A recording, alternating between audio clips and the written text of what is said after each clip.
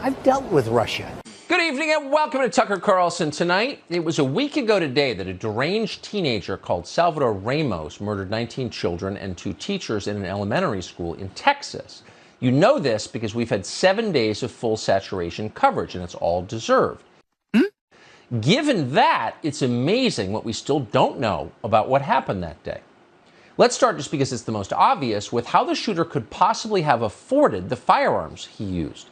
Salvador Ramos was 18 years old. He worked part-time at the drive-thru at a local Wendy's. Yet police say he had at least $4,000 of brand new weapons, including 2 AR-15 rifles, 1,600 rounds of .556 ammunition, a ballistic vest, and 60 magazines. One of Ramos's rifles was a high-end model manufactured by a company called Daniel Defense. According to a receipt that Ramos posted in a private message, that gun cost $2,000, and he paid in full. Now, Ramos could have bought effectively the very same rifle at any gun store for a third of the cost. But apparently, to Ramos, price was no object. That's pretty weird. If police know where Ramos got the money to buy one of the most expensive AR-15s on the market, they're not telling us. Nor, for that matter, have they explained why they lied about the most basic facts of the shooting. For the first 24 hours, they told us that a school resource officer fired at the gunman. He, quote, engaged Ramos. But they must have known at the time they said it that that was not true. Who does that? They must know the resource officer was not even at the school when Ramos arrived. But they told us otherwise. Why'd they do that? And by the way, how long was Ramos outside the school firing his gun at people at a nearby funeral home before he went inside and killed children? That seems like a fairly simple question, and certainly an important question. Last week, authorities told us that Ramos was outside the school for 10 to 12 minutes. Here's the claim. We got a crash and a man with a gun. Oh, that was gross! And then you have responding officers. That's what it is.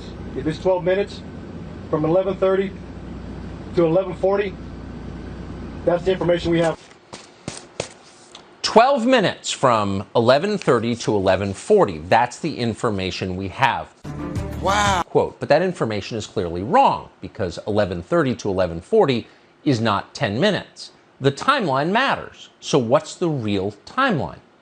Well, on Friday, the director of Texas DPS came up with a brand new timeline. Yes! That's awesome! Here it is. 11:28. The suspect vehicle crashes into the ditch, as previously described. The teacher runs to the room 132 to retrieve a phone, and that same teacher walks back to the exit door, and door remains propped open. Huh? At 11:33, the suspect begins shooting into room 111 or 112. It's not possible to determine from the video angle that we have at this point in time. So actually, and that was the director of public safety in Texas, it was only 5 minutes that Ramos was outside shooting at people. Okay. But here's the key takeaway from that statement. Here's what they want you to believe. The back door to the school was open because a teacher at the school left it open after going outside to retrieve a phone. So it's the teacher's fault that Ramos was able to get inside. That's what they said on Friday. But this, too, appears to be untrue. The Houston Chronicle is reporting tonight that surveillance footage of the school shows that the teacher slammed the door. What an idiot! Oh, what a loser! After running back inside. And of course, that would make sense, since by this point, Ramos was firing his rifle. And that same teacher was using the phone in question to make a panicked call to 911. No one disputes that. Interesting. So why did the authorities tell us otherwise? And for that matter, why did they initially deny that the on-scene police commander ordered cops to stand down and remain outside as children were being shot to death inside the school? Wow. On Thursday, a spokesman for Texas DPS called that account a rumor, quote. But there was videotape to show that it was true. It actually happened. So the next day, forced by the videotape, Texas DPS admitted the rumors were true. Watch. So uncivilized. What efforts were the officers making to try and break through either that door or another door, get inside that classroom? None at that time. Why? Why? The on-scene commander at the time What? believed that it had transitioned from an active shooter to a barricaded subject. Sir, you have people who are alive, children who are calling 911 saying, please send the police. They are alive. In that classroom, there are lives that are at risk. That Hey, is not we're well aware of that. Hello there. Obviously, based upon the information we have, there were children in that classroom that were at risk, and it was, in fact, still an active shooter situation and not a barricaded subject.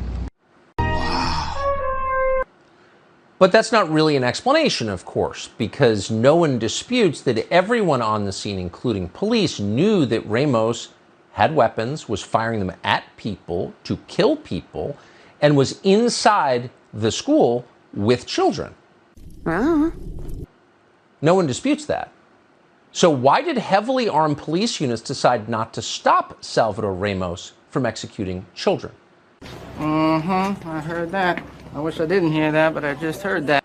Now, it's not finger pointing to ask that question. These are very complicated circumstances. People are under immense pressure. People make mistakes. But we are making long-term policy decisions based on the specifics of what happened last week in Uvalde. Politicians across this country are calling for militarizing America's elementary schools. And yet they can't answer why the military force effectively outside this elementary school refused to stop the killing.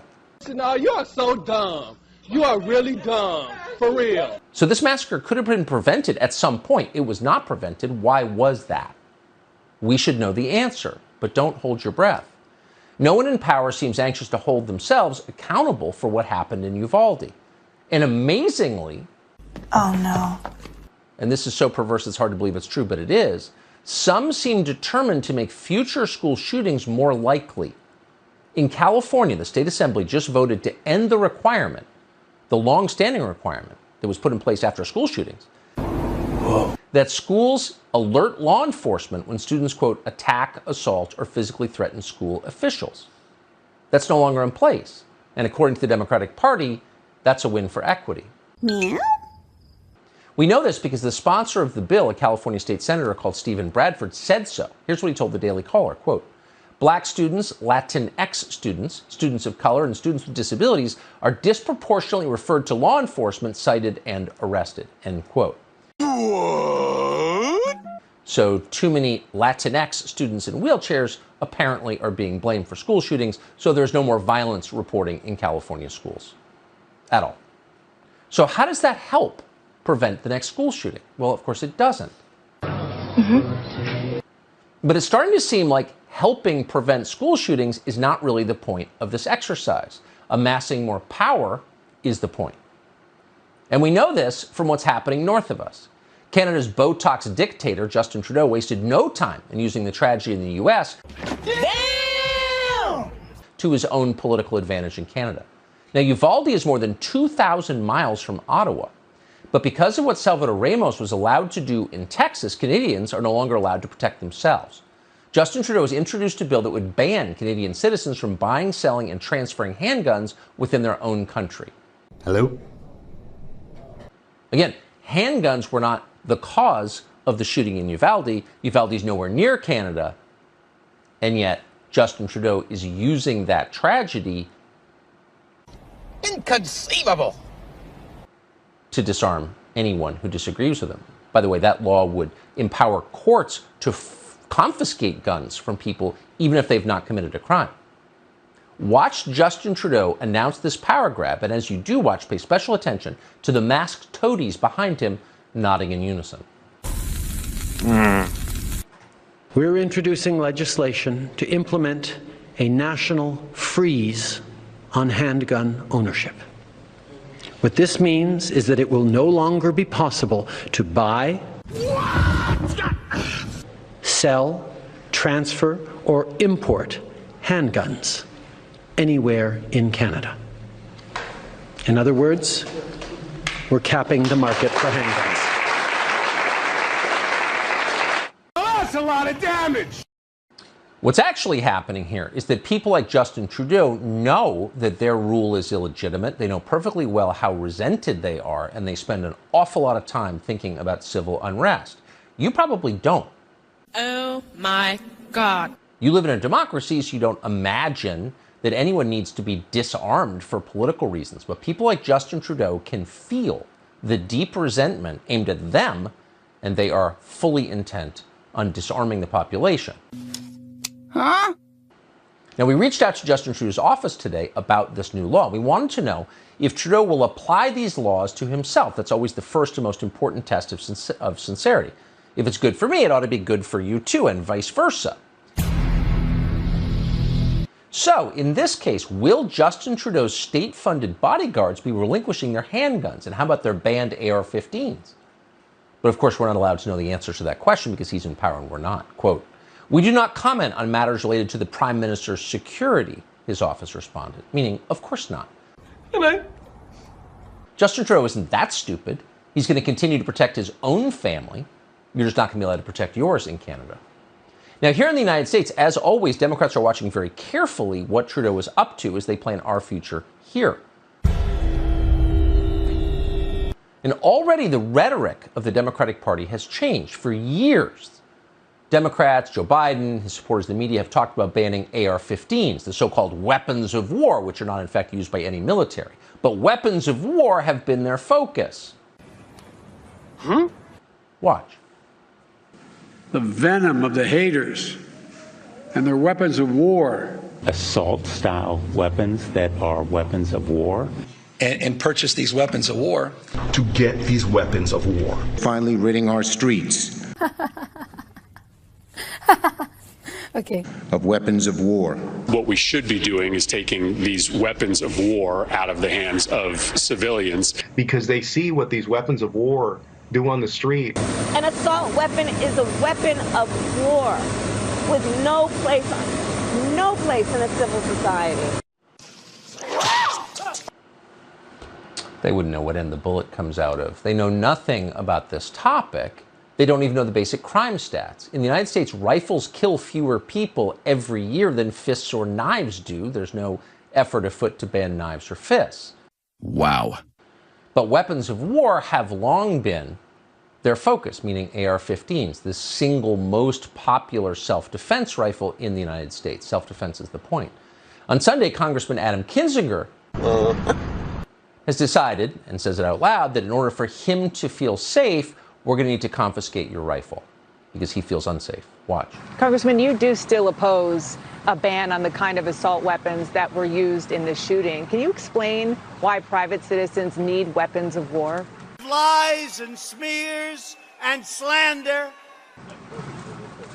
Look, I have opposed a ban, fairly recently. I think I'm open to a ban now. Can you explain, Congressman, why private citizens need weapons of war? You see where I'm coming from? Now, CNN anchors need to be surrounded by bodyguards with weapons of war because they're important. But you and your family, no, you don't need weapons of war. So for years, it's been about the AR-15. But things are changing. Joe Biden is now calling for a ban on the ubiquitous 9mm round. Watch this. A 9mm bullet blows the lung out of the body. So the idea of these high-caliber weapons is there's simply no rational basis for it in terms of about self-protection, hunting. And remember. Blah, blah, blah, blah. The Constitution, the Second Amendment, was never absolute. You couldn't buy a cannon when the Second Amendment was passed. So there's a guy who can't even recognize his own wife of 40 years in public lecturing us about what the rational basis is for this or that. Quote, there's simply no rational basis for the 9mm round in terms of self-protection. Huh, maybe. Well, of course, the opposite is true. The 9mm is the main self-protection round in the United States, along with the 5.56, the round used in the AR-15. Both of them are small rounds. Ah! Oh, my God! People use them to protect their families. And if you take them away, Americans will no longer be able to defend themselves in the middle of a crime wave that was wholly manufactured by the same people who are trying to strip your guns from you. I don't get it. And that's, of course, the point. This is a power grab. And you can be certain that it is a power grab and not an effort to make this a safer country, because the people who are calling for it are exempting themselves from its requirements. Once again, that is the acid test. Huh? If you're for a law, will it apply to you? Do Michael Bloomberg's bodyguards carry the dreaded 9mm or .223 rounds? Do they have high-capacity magazines? Do Nancy Pelosi's bodyguards, which you pay for, do Mitch McConnell's bodyguards?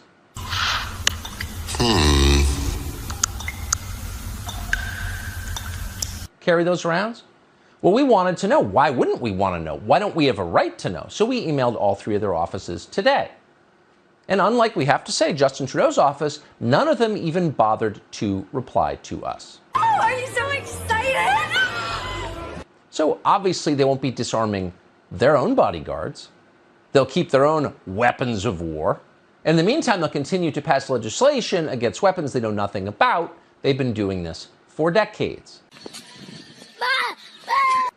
We did a documentary on this, actually, and we spoke to probably the person who knows more about self-defense weapons than any living American, Hickok 45, one of the most popular figures on YouTube and truly an expert on the use of firearms for self-defense. Here's part of what he told us. Hell to the yeah. And of course, it has the famous Tucker Carlson barrel shroud on it. Barrel shroud. Guns that Hickok 45 is referring to Congresswoman Carolyn McCarthy of New York, who hold on. famously didn't understand the firearm she was trying to ban. Do you know what a barrel shroud is? Time. I actually don't know what a barrel shroud is. Okay, because it's in your legislation. It's a shoulder thing that goes up. No, it's not. So a barrel shroud makes the rifle more deadly, right? Yeah, really, shrouds that barrel. Wow. You know, a lot of what people come up with that do not know firearms, they just do not like them, they hate them, and so they're looking for reasons to hate them. They don't know anything about the cartridges. A bullet is dangerous. Let's face it. A hammer, a chainsaw, a ladder, a car, they're potentially dangerous. Good evening and welcome to Tucker Carlson Tonight. Happy Friday. A lot going on, but some big trends too when you think about them. You often wonder what is going on. And for quite some time now, we've wondered what's going on with congressional Republicans. A lot of nice people in the Republican Party. Oh my God. But the point of a political party is not to be nice, it's to represent the interests of its voters. That's the only reason political parties exist in the first place. There's no other reason to have them except to represent their own voters. Yet year after year, on issue after issue, the leadership of the Republican Party fails Now this is pod racing. to represent its voters. And we're not guessing about that. We know what Republican voters care about. They tell pollsters all the time. And since they kept getting ignored in 2016, they elected Donald Trump just to make it incredibly clear what they cared about. Whoa. If that wasn't a wake-up call, nothing would be. And yet nothing really changed. It remains true as of right now that the priorities of the people who run the Republican Party are very different, in some cases completely different, from the priorities of the people who vote Republican. Why is that? Well, there are a lot of reasons for it, probably, but Frank Luntz is definitely one of those reasons. Luntz, Dr. Frank I. Luntz, as he is often called at his request, Oh snap. is the Republican Party's longest-serving message man. For decades, Frank Luntz has told elected Republicans what to say and precisely how to say it. Luntz massages language for politicians. He does it now. Just this week, in fact, the National Republican Congressional Committee, the NRCC, invited Luntz to Florida for its so-called policy summit, where he was asked to weigh in on the hot topics. Luntz's job was to tell Republicans, office holders, people with power, how to think about the most important issues of the day. Now, we didn't hear the presentation, but there's no doubt it was compelling. Frank Luntz is a smooth salesman. That's why he's been around for a while. The problem with Frank Luntz is that his views, his personal views, are very different from those of your average Republican voter. Frank Luntz is a conventional liberal. His main clients are left-wing corporations like Google. When Frank Luntz gives advice to congressional Republicans, he's got Google's perspective in mind. That's a huge problem. Nice. We wanted to talk to Luntz about all of this on the show tonight. Nothing personal, but it's interesting and it's important. So we texted him an invitation this morning, but he did not respond. That's odd since we've known him well for a long time. Oh, Sleepy Joe. Hello, good evening, welcome to the Talk of Carlson tonight. So in this video we are going to talk about the Talk of Carlson about the Joe Biden. So when the mysterious murdering attempt to our former Prime Minister Donald Trump, the Joe Bidens and now the Donald Trump are convincing without they can is the voters. So we can found that in every language the sentence of the earth, so we can truly deserve that we should be good voters to vote someone else, so we can vote to the right person and make the right person famous. About this, the new America was Elon Musk was said that he will be pretending to be the new Prime Minister of United States, President of United States. So it seems look like that Donald Trump with the chance of winning that competition. But I think Joe Biden is also a newly rigged person in the history of United States. So in this video, Tucker Carlson is saying about his personal theories and experience about the new political parties of the news and foxes.